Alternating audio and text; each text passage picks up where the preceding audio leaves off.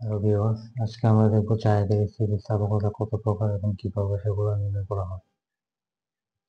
চাহিদার স্থিতিস্থাপকতাকে প্রথমত আমরা তিন ভাগে ভাগ করতে পারি। একটি হচ্ছে চাহিদার দাম স্থিতিস্থাপকতা,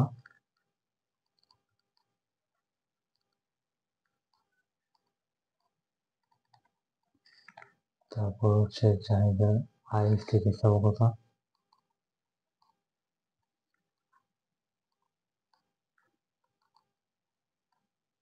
তারপর আর একটা হচ্ছে চাহিদার আড়াআড়ি স্থিতিস্থাপকতা।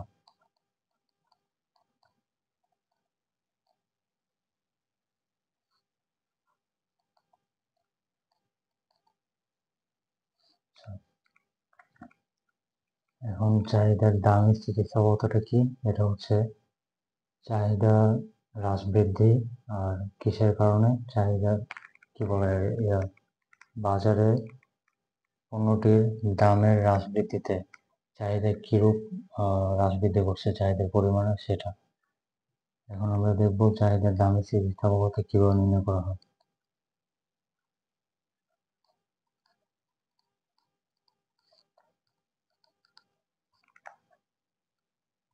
চাহিদার দামের স্থিতিস্থাপকতা নির্ণয়।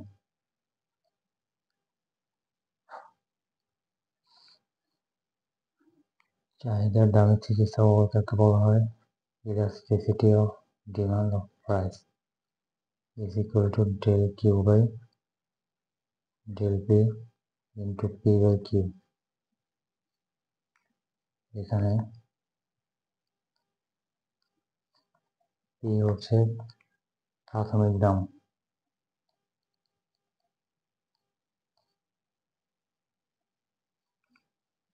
তারপর Q হচ্ছে প্রাথমিক চাহিদার পরিমাণ,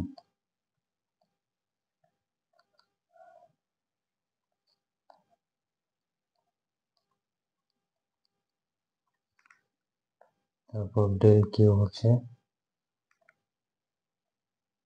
চাহিদার পরিমাপের পরিবর্তন,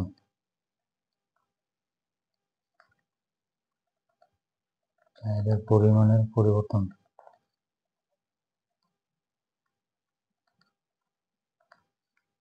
তারপর ডেল পি হচ্ছে দামের পরিবর্তন।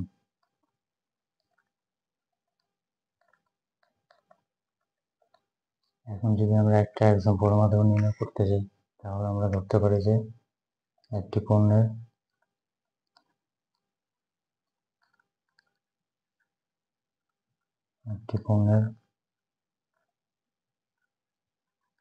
দাম যখন 10 টাকা তখন পণ্যটির চাহিদার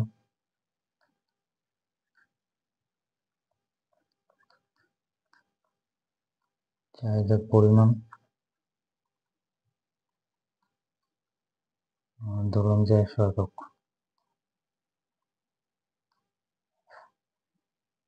এখন কি হচ্ছে, এখন পণ্যটির দাম কমে গেছে।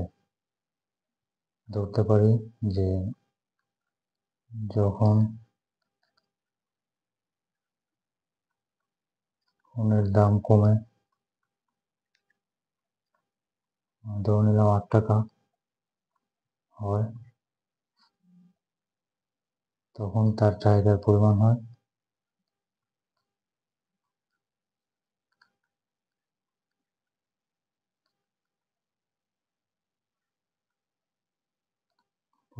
আমরা জানি যে পণ্যের দাম কমে গেলে তার চাহিদার পরিমাণ বেড়ে যায়। তো ধরে নিলাম 100 একক থেকে 110 একক হয়ে গেছে। এখন প্রশ্ন হচ্ছে যে তাহলে পণ্যটির চাহিদার দাম স্থিতিস্থাপকতা নির্ণয় করো। ঠিক আছে, তো এটা থেকে যদি আমরা বের করতে যাই তাহলে আমরা দেখতে পাচ্ছি যে এটার প্রাথমিক একটা দাম ছিল প্রাইস, যেটা ছিল যে আমাদের কত 10 টাকা। তারপরে কি হলো, এটা কমে 8 টাকা হয়ে গেছে। আমাদের যে কোয়ান্টিটি অফ ডিমান্ড বা চাহিদার পরিমাণ আমাদের ছিল 100 একক, পরে দাম কমাতে সেটা হয়ে গেছে 110 একক। এখন এটা থেকে আমাদের বের করতে হবে যে elasticity of demand of price, অর্থাৎ চাহিদার দাম স্থিতিস্থাপকতা। এখন এটা যদি আমরা বের করতে যাই তাহলে সূত্র মান বসে আমরা আছে এখানে। তাহলে আমরা বুঝতে পারছি যে প্রাথমিক দাম আমাদের কত টাকা ছিল। প্রাথমিক দাম ছিল যে 10 টাকা। আমাদের প্রাথমিক দাম হচ্ছে 10। তার পরবর্তীতে দাম হয়েছে আমাদের P1 ধরতে পারি আমরা 8 টাকা হয়ে গেছে। অন্যদিকে প্রাথমিক কোয়ান্টিটি বা কিউ ছিল আমাদের কত, 100 একক। পরবর্তীতে Q1 বা পরিবর্তিত কিউ হচ্ছে আমাদের কত, 110 একক। ঠিক আছে, তাহলে আমরা বের করতে পারি ডেল পি সমান, সবসময় আমরা বের করব পরিবর্তিত মান মাইনাস পূর্বের মান।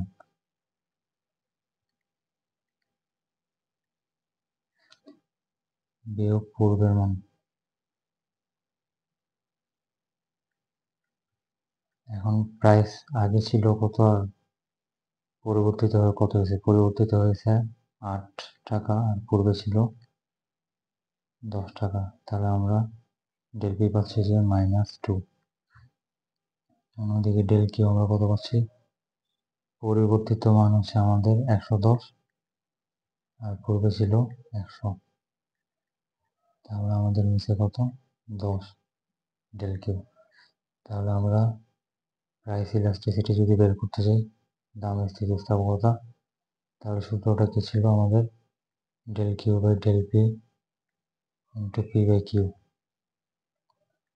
এখন যদি আমরা সূত্রের মান বসাই তাহলে পাচ্ছি আমাদের কত, 10/-2 ইন্টু পি মানে হচ্ছে প্রাথমিক দাম, 10/কিউ প্রাথমিক কোয়ান্টিটি 100। তাহলে এখন আমাদের কত হবে, 10 10 10, তাহলে 1/-2, বা আমরা পাচ্ছি কত, -0.5। এখন আমরা জানি যে চাহিদার দাম স্থিতিস্থাপকতার ক্ষেত্রে ঋণাত্মক মান গ্রহণযোগ্য নয়, তাই আমরা লিখতে পারি যে এটাকে এভাবে লিখতে পারি 0.5 এরকম, অর্থাৎ ঋণাত্মক মান এখানে গ্রহণযোগ্য হবে না। এখন প্রশ্ন হতে পারে যে চাহিদার দাম স্থিতিস্থাপকতার উপর ভিত্তি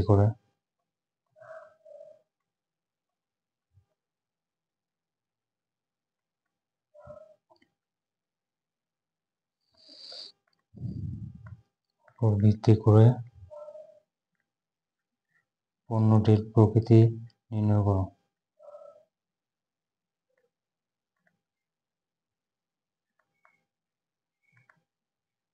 প্রকৃতি নির্ণয় করা অর্থাৎ কি ধরনের পণ্য এটা সেটা আমাদেরকে বের করতে হবে। তো মনে রাখতে হবে যে চাহিদার দাম স্থিতিস্থাপকতার ক্ষেত্রে, শুধুমাত্র দাম স্থিতিস্থাপকতার ক্ষেত্রে যদি আমাদের ভ্যালু 1-এর থেকে কম আসে, এই যে 0.5 এটা 1-এর থেকে কম, ঠিক আছে, তাহলে সেটা হবে যে নিত্য প্রয়োজনীয় পণ্য। তাহলে যেহেতু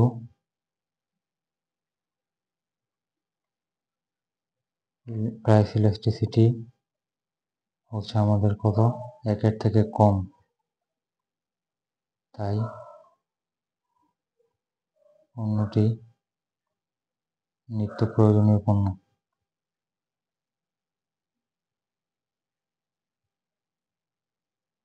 নিত্য প্রয়োজনীয় পণ্য কোনগুলো, যেগুলো নাকি আমাদের চাল ডাল এগুলো, যেগুলো আমাদের প্রতিদিন লাগে।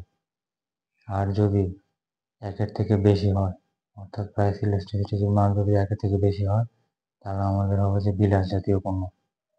অর্থাৎ যেমন আমরা ধরতে পারি টেলিভিশন, তারপর ফ্রিজ, অর্থাৎ যেগুলো আমাদের বিলাস জাতীয় পণ্যর ভিতরে পড়ে, যেমন মোবাইল, কম্পিউটার, ঠিক আছে, এগুলো। তাহলে যদি ইলাস্টিসিটি অফ প্রাইসের মানটা 1-এর থেকে বেশি হয়,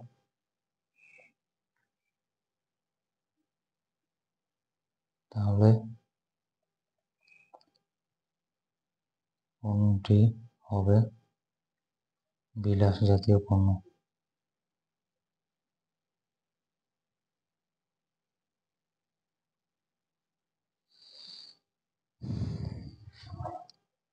এর পরের ভিডিওতে আমরা দেখাচ্ছি চাহিদার আয় স্থিতিস্থাপকতা কীভাবে নির্ণয় করে। ভিডিওটি ভালো লাগলে আমাদের চ্যানেলে সাবস্ক্রাইব করবেন। ধন্যবাদ।